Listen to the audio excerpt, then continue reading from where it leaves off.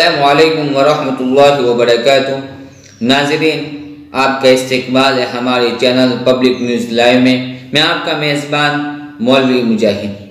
आइए आज मैं आपको बताऊंगा कि मोदी हुकूमत के ज़िद्दी रवैये से किसान मायूस और चांदनी चौक पर मंदिर तोड़े जाने के बाद बीजेपी और आम आदमी पार्टी में आपस में जंग शुरू और मज़ीद कुछ खबरें। इससे पहले आप हज़रात से गुजारिश करता हूँ कि जिन हज़रात ने अभी तक हमारे चैनल को सब्सक्राइब नहीं किया, प्लीज़ बराए मेहरबानी हमारे चैनल को सब्सक्राइब कर दें और घंटी के बटन को दबाना न भूलें ताकि आने वाली नई अपडेट आप तक पहुँच रहे। हाँ नाज़रीन, आप लोगों की मजबूती हमारे चैनल की मजबूती है। आइए सबसे पहले खबर की तरफ बढ़ते कि खबर मोदी हुकूमत के ज़िद्दी रवैये से किसान मायूस और मीटिंग फिर से बेनतीजा हुई। मोदी हुकूमत के जरिए पास करदा 3 ज़रूरी कवानीन पर किसान और हुकूमत के दरमियान जारी रखना अंदाज़ी कल की मीटिंग में भी ख़त्म न हो सकी। ज़रूरी कवानीन पर मोदी हुकूमत के ज़िद्दी रवैये पर किसान बहुत ज़्यादा मायूस है। तारीख पर तारीख देते हुए फिर 8 जनवरी को किसानों और हुकूमत के दरमियान फिर मीटिंग होगी और हुकूमत किसानों के 3 ज़रूरी कवानीन पर गौर खोज करेगी। मज़ीद है कि किसान मजदूर के संघर्ष कमेटी के सरवान सिंह ने किसानों से अपील की है और उनको कहा कि अब मज़ीद जिद्दोजहद के लिए तैयार हो जाओ। उन्होंने कहा कि हम जमहूरिया के मौके पर एक ज़बरदस्त एहतजाज और जुलूस निकालेंगे और उनका बयान है, किसानों का बयान आया है, जब तक कानून वापस नहीं तब तक घर वापसी नहीं। आइए दूसरी खबर की तरफ बढ़ते कि दूसरी खबर चांदनी चौक में हनुमान मंदिर के हिंदाब पर हंगामा। दिल्ली के चांदनी चौक में वाक़ 50 साला हनुमान मंदिर मुनहदिम करने पर आज हंगामा।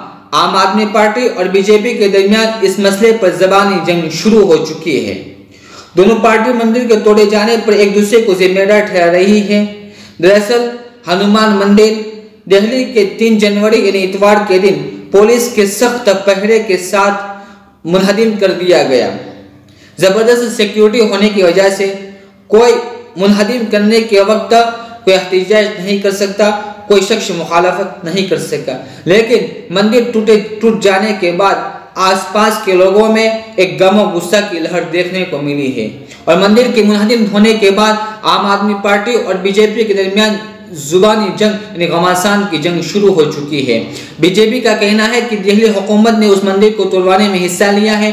बीजेपी दिल्ली हुकूमत पर निशाना लगाते हुए कह रही है कि बीजेपी का हाथ इस मंदिर को तोड़वाने में। और आम आदमी पार्टी का कहना है कि उन्होंने दिल्ली हुकूमत को यानी दिल्ली हाई कोर्ट को गवाह बनाते हुए कहा कि बीजेपी दिल्ली हाई कोर्ट से उसको तोड़वाया गया है। आपस में घमासान की लड़ाई शुरू है। तीसरी खबर की तरफ बढ़ते कि तीसरी खबर मालेगांव की तरफ से आ रही है। मालेगांव 2000 बम धमाके मामले में अदालत की सख्त वार्निंग के बाद साध्वी प्रज्ञा सिंह ठाकुर अदालत में पेश हुई। अदालत से इंसानी बुनियादों पर रियायत तलब की है।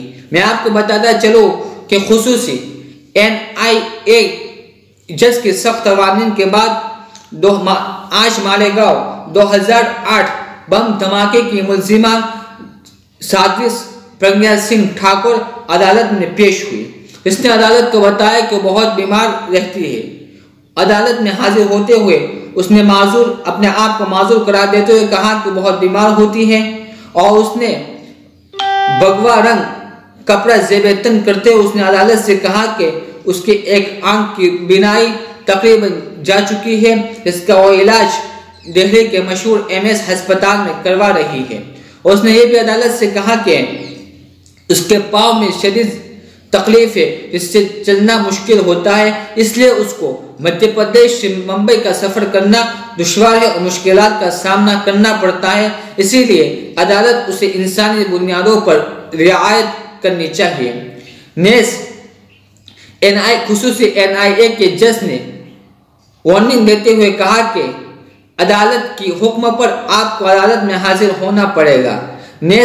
आपकी बीमारी को मद्देनजर रखते हुए आपको इंसानी बुनियादों पर हुकूक और रियायत की जाएगी, लेकिन उसका मतलब हरगिज़ ये नहीं है कि आप अपनी बीमारी की वजह से अदालत के हुक्म पर आप अदालत में हाजिर न हो। लेकिन खुसूसी NIA ने वार्निंग देते हुए साध्वी प्रज्ञा सिंह से कहा कि आपको अदालत के हुक्म पर अदालत में हाजिर होना पड़ेगा।